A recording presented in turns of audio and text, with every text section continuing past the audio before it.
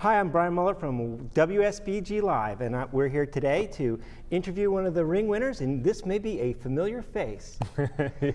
Why don't you tell them who your name is, just for those who missed the first interview? Yeah, for sure. I'm Nick Henning, and I won the Great Western Trail game yesterday. Yes, and you were our Dominant Species Marine winner from the day before. That's right, yeah, very excited. So we're really excited to have you here. I'm really excited because I actually got to watch your Dominant Species Marine play, which was one of my favorite matches to watch. It was so much fun. There was so much banter back and forth between the players. Mm-hmm. Did you find that there was communication between the players that when you were playing the Great Western Trail? That game tends to be a little bit more heads down.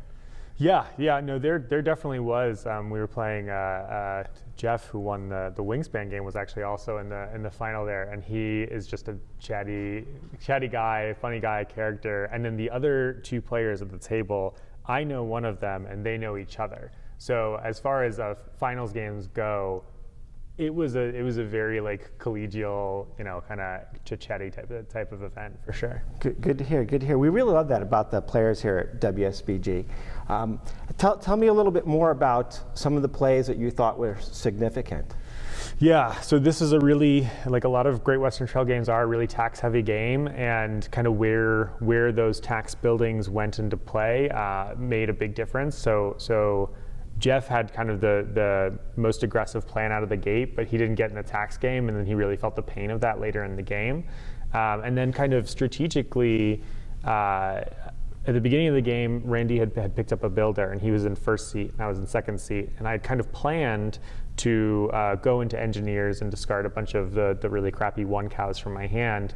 And then Randy being in front of me, I had expected he was going to kind of pick up a third builder and then maybe something else. But instead, he switched into doing engineers. So suddenly I kind of had to change my plan, and then Mark and I were bouncing off of each other for builders, but I managed to kind of scoop those in the money for them faster, I think because of the way that the tax buildings were laid out. And the end scores between Randy and myself were 65 and 64, about as close as you can get. I noticed that one of the comments that was made early on in the game that between Randy Buehler and you were talking about the value of the starting bonus cards that you started out with, and whether or not the 3 points were significant to change your strategy or not. Yeah. Did that end up coming into play at all?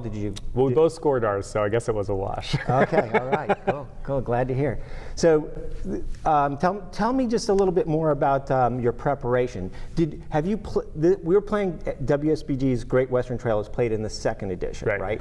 And my experience with the game is in the first edition. What about your experience? Yeah, similar. I mean, I played the first edition. I own a first edition copy. I don't own a second edition copy. And I played that first edition, a bunch with live games. And then when the pandemic hit, there was a place, Board Game Fiesta, that had sort of the game out there, and started playing with a bunch of folks, and in a pretty regular group of folks that I would play with online, and started getting a lot better there. And then when they released the second edition on Board Game Arena, I jammed a bunch of games there. I would say that I've easily played close to 200 games of Great Western Trail. Wow. Yeah, that's quite a lot, yeah. So are they doing I'm not familiar with the tournament structure. Are they doing the cow upgrading? Does that happen? The Simmental, the new variant cow, no, they're not. Okay. And it's a very interesting choice, right? Because I think the Simmental, it is a when you buy an early cow, you really hope that in your next reshuffle, you're going to get that cow kind of in the top half of your deck, because then you can cash in on it earlier, and you make sure it goes into your third reshuffle. Mm-hmm. And the Simmental doubles down on that. I really want that to happen. Yeah. And it can really put you ahead, I think, if that happens. And if it ends up being at the bottom, it's a lot riskier. So it's like a higher variance kind of cow, which I think is fun. One of the things I noticed is that there was some shuffle and cutting, but across players, having players. How did that work?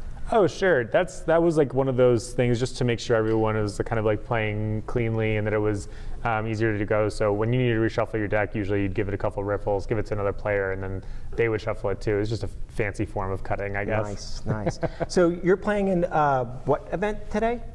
Today I'm playing in Blood Rage. Oh, great. That's going to be a fun one. And if you make it to the finals for Blood Rage, we will be live streaming that event. Then the people can see, right? Yeah, we've had a lot of fun doing that. That's been one of the things that I've also been involved in, but it's super exciting. I love that we can reach out to all our audience and all our viewers through that. For sure. And I hope that we see you there again for a third ring. Thank you.